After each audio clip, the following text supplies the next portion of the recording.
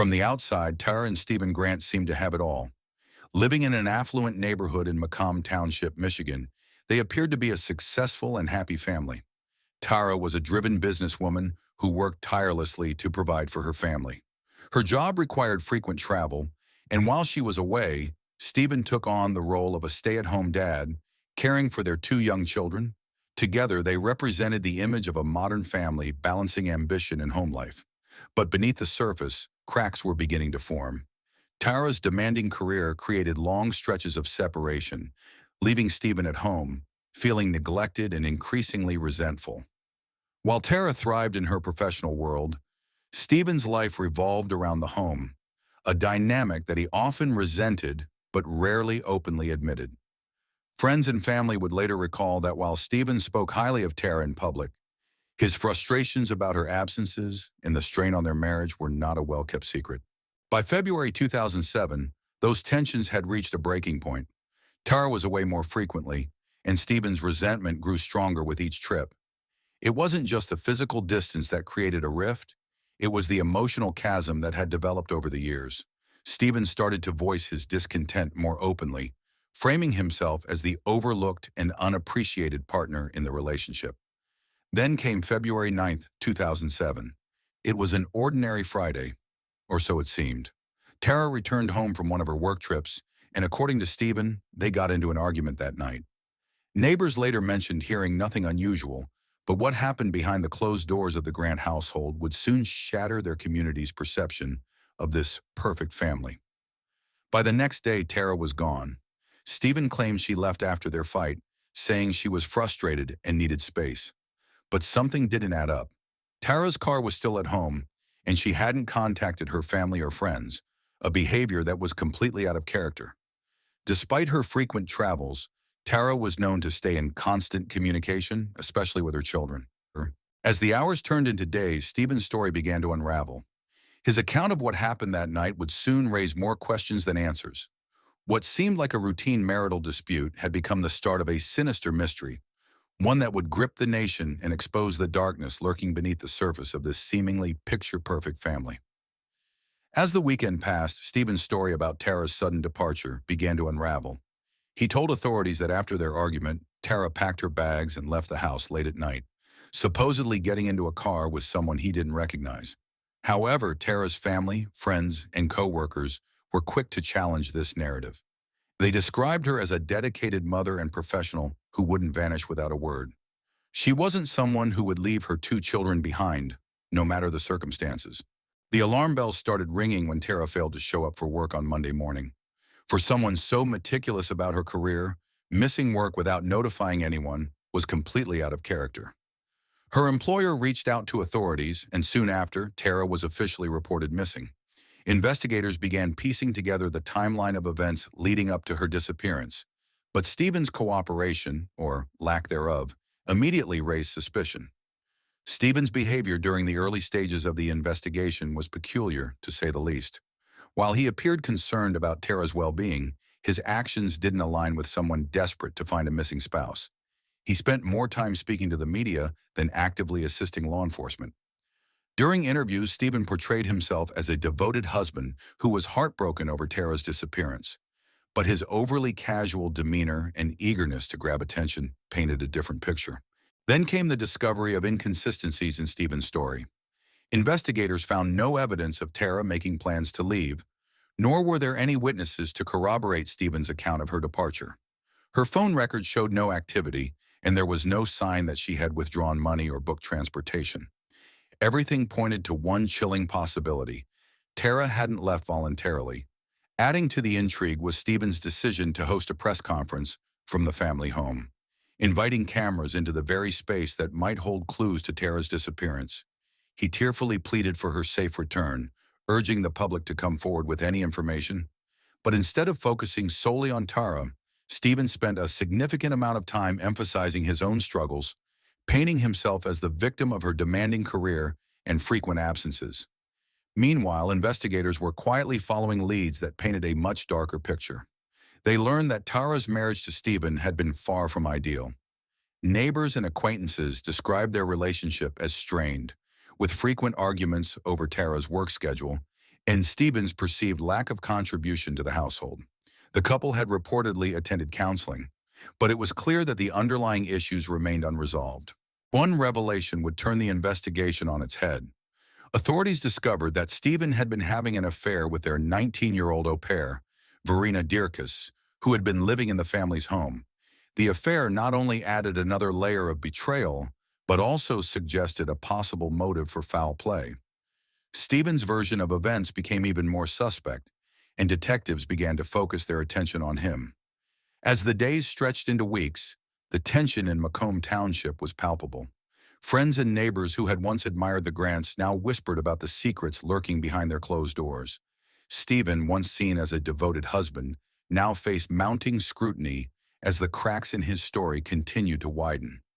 But the investigation was just beginning, and soon the true depths of Stephen's deception would be exposed. The search for Tara was no longer just a case of a missing person. It had become a race against time to uncover the truth and to bring justice to a woman whose voice had been silenced.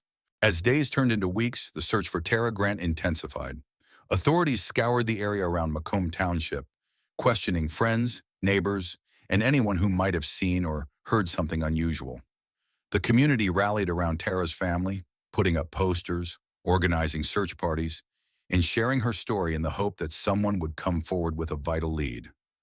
But while the outward efforts focused on finding Tara, behind closed doors, investigators were closing in on Stephen Grant. Stephen's behavior during the search drew even more suspicion. He alternated between cooperating with investigators and behaving erratically. One moment, he was pleading for Tara's safe return on live television, and the next he was lashing out at reporters for probing too deeply into his personal life. To the public, he appeared as a man overwhelmed with grief. To investigators, his inconsistencies and overly emotional displays suggested a man trying to cover his tracks. The turning point came when detectives started focusing on Stephen's timeline. Surveillance footage, witness statements, and phone records painted a very different picture than the one Stephen had provided. For instance, he claimed Tara had left in a car with someone else, but there were no sightings of her beyond their home. Security cameras in the neighborhood showed no sign of Tara leaving that night. The more they examined his story, the more it unraveled. Adding to the mounting suspicion was the revelation of Stephen's affair with the au pair, Verena Dirkus. She admitted to investigators that the relationship had been ongoing and that Stephen often complained about his unhappiness in his marriage. Verena's statements didn't directly implicate Stephen in Tara's disappearance, but they provided crucial insight into his motives. Tara had been a high-achieving professional with a demanding job, while Stephen, who stayed at home, felt overshadowed and emasculated. The affair only underscored the growing divide in their relationship. Meanwhile, forensic investigators turned their attention to the Grant household. They searched the property for any signs of foul play, combing through every inch of the home and its surroundings. What they found was chilling: traces of blood in the garage and a suspiciously cleaned area near the back of the house. DNA analysis confirmed the blood was Tara's. While it wasn't enough to determine what had happened, it provided undeniable proof that Tara had been injured at home. Confronted with the evidence, Stephen's demeanor began to shift. He became increasingly erratic, refusing further interviews and avoiding the media. His previously open cooperation turned into hostility, and he made it clear he wanted the police out of his life. But the investigation had reached a critical point, and law enforcement wasn't about to back down. In a bid to gather more evidence, police executed a search warrant on the nearby Stony Creek Metro Park, an area Stephen was known to frequent. The park was vast, but the detectives were determined. They combed through dense woods and frozen grounds, looking for anything that could shed light on Tara's disappearance. Their efforts paid off when a disturbing discovery was made: a plastic bin, partially buried and covered in debris, containing human remains. Although the remains were not immediately identified, the community's worst fears seemed confirmed. Tara Grant had not simply disappeared, she had become the victim of a horrific crime. With evidence mounting against him, Stephen Grant's world began to collapse. The carefully constructed facade of a grieving husband was shattering, and his secrets were starting to come to light. Investigators now had a trail of evidence: a motive rooted in jealousy and resentment, and a prime suspect who was running out of excuses. But the true horror of what had happened to Tara Grant was yet to be revealed. and the case was about to take an even darker turn. The discovery of human remains in Stony Creek Metro Park was a pivotal moment in the case. The remains were identified as Tara Grant's, and the cause of death was determined to be asphyxiation. With this grim revelation, investigators doubled down on their efforts to bring justice to Tara's family. But there was one critical piece of the puzzle still missing: Stephen Grant's account of what truly happened. As the investigation gained momentum, Stephen's behavior became increasingly unstable. He was no longer the cooperative husband pleading for his wife's safe return. He was now a man under siege, desperately trying to evade the consequences of his actions. When detectives requested another interview, Stephen initially agreed. But as the pressure mounted, he abruptly fled, leaving behind his children, his home, and any semblance of normalcy. The manhunt for Stephen Grant began immediately. Law enforcement agencies across the state coordinated their efforts, tracking his movements through phone records and tips from the public. He was eventually spotted in northern Michigan, where he had sought refuge in the freezing wilderness. When officers closed in, Stephen attempted to flee on foot but was quickly apprehended. Cold, disoriented, and physically exhausted, he was taken into custody. In the interrogation room, Stephen's defenses finally crumbled. Faced with irrefutable evidence and the weight of his guilt, he confessed to killing Tara in a fit of rage. According to his account, the argument that night had spiraled out of control. Fueled by resentment and jealousy, Stephen admitted to strangling Tara in their home. In a horrifying attempt to cover up his crime, he dismembered her body and disposed of the remains in the nearby park. Stephen's confession sent shockwaves through the community. The image of a grieving husband had been shattered, replaced by the grim reality of a man consumed by his insecurities and anger. But even in his confession, Stephen tried to portray himself as a victim of circumstance, claiming he acted out of desperation and fear. His attempts to elicit sympathy fell flat, as the details of his crime painted a picture of premeditation and cold calculation. The public reaction was one of collective outrage and sorrow. Tara's friends and family, who had held on to hope during the search, were now left to grapple with the devastating truth. The brutal nature of her death and the betrayal by someone she trusted deeply added an unbearable weight to their grief. As Stephen awaited trial, the case became a national sensation.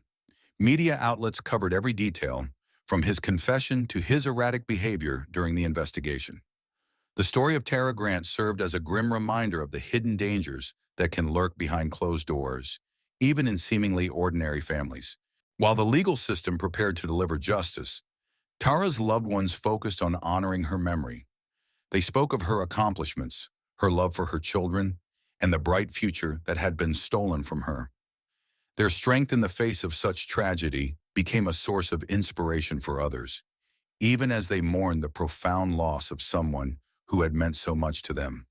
But the final chapter of Stephen Grant's story was yet to be written, and the trial would reveal even more about the man who had committed such an unthinkable act. Stephen Grant's trial began with intense media coverage, ensuring that every detail of the case was scrutinized. The courtroom was packed with reporters, legal experts, and members of the community who had followed the case since Tara's disappearance. It was more than a trial.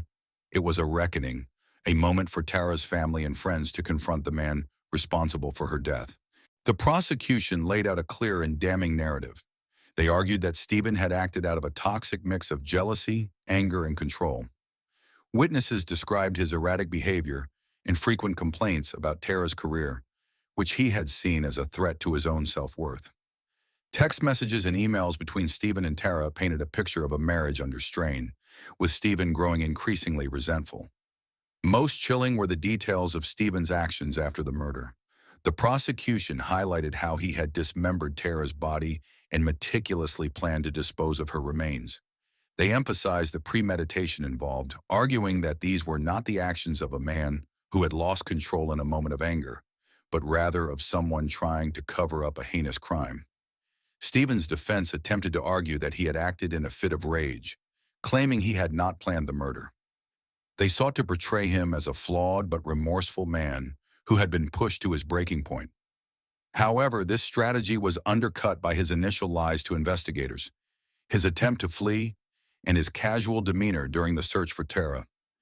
His behavior suggested not remorse but a desperate attempt to avoid responsibility. The most powerful moments of the trial came from the testimony of Tara's family. Her parents spoke about their loss, describing Tara as a dedicated mother and a loving daughter who had worked tirelessly to build a better life for her family. Their grief was palpable, and their words served as a stark reminder of the life that had been cut short by Stephen's actions. The jury deliberated for only a short time before reaching a verdict. Stephen Grant was found guilty of second-degree murder. While the verdict brought a measure of closure, it was not a cause for celebration. For Tara's loved ones, the pain of her loss remained, and no sentence could undo the damage that had been done. During the sentencing, Stephen addressed the court, apologizing for his actions. But his words rang hollow to many in the room, especially Tara's family, who saw his apology as too little, too late. The judge handed down a lengthy prison sentence, ensuring that Stephen would spend decades behind bars. As Stephen was led away in handcuffs, the courtroom felt a mix of relief and sorrow. Justice had been served, but it came at an unbearable cost. Tara's family vowed to keep her memory alive, focusing on the love and light she had brought into their lives rather than the darkness of her death. The trial marked the end of a harrowing chapter for the community, but it also sparked conversations about domestic violence and the hidden struggles within relationships. Tara's story became a rallying cry for those seeking to raise awareness and support for individuals in abusive or controlling situations. Stephen Grant's conviction was a reminder that justice, while necessary, could never fully heal the wounds of such a profound tragedy. For Tara's family and friends, moving forward meant cherishing her memory and ensuring that her story was never forgotten. In the wake of Stephen Grant's conviction, the story of Tara Grant left an indelible mark on her community and beyond. Her death served as a stark reminder of the unseen struggles that can exist within a marriage and the devastating consequences of unchecked control and anger. Tara's family worked tirelessly to ensure that her memory lived on. They channeled their grief into advocacy, becoming vocal supporters of domestic violence awareness and prevention. They shared Tara's story in schools, community centers, and public forums, emphasizing the importance of recognizing the signs of manipulation and abuse, even in relationships that appear stable from the outside. Tara's two young children, who had suffered the most unimaginable loss, were placed in the loving care of Tara's family. They grew up surrounded by people who cherished Tara's memory and sought to protect them from the shadow of what had happened. With the support of their family and community, they were given the tools to heal and move forward, ensuring that their mother's love and strength remained a part of their lives.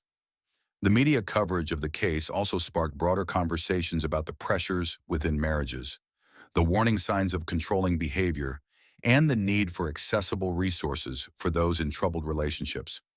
Organizations dedicated to supporting victims of domestic violence saw an uptick in calls and outreach, a sign that Tara's story had resonated deeply and prompted others to seek help. As the years passed, the Grants' home, once the scene of unthinkable tragedy, was eventually sold and became part of another family story. But for Tara's loved ones, her presence remained in every photograph, every memory, and every act of kindness they performed in her honor. Tara's story became a symbol, not just of loss, but of resilience. Her family's strength in the aftermath of her death, their refusal to let her be forgotten, and their dedication to creating positive change ensured that Tara's life would always mean more than the tragic way it ended. For those who heard the story of Tara Grant, it served as a cautionary tale and a call to action, reminding us all of the importance of speaking out, seeking help, and standing up for those who cannot do so for themselves. And while the pain of her loss would never truly fade, the love and legacy Tara left behind became a beacon for others. A reminder that even in the darkest of times, hope and healing are possible. Hit the subscribe button and turn on notifications to be notified as we upload new crime stories daily. Thanks for watching and see you in the next video.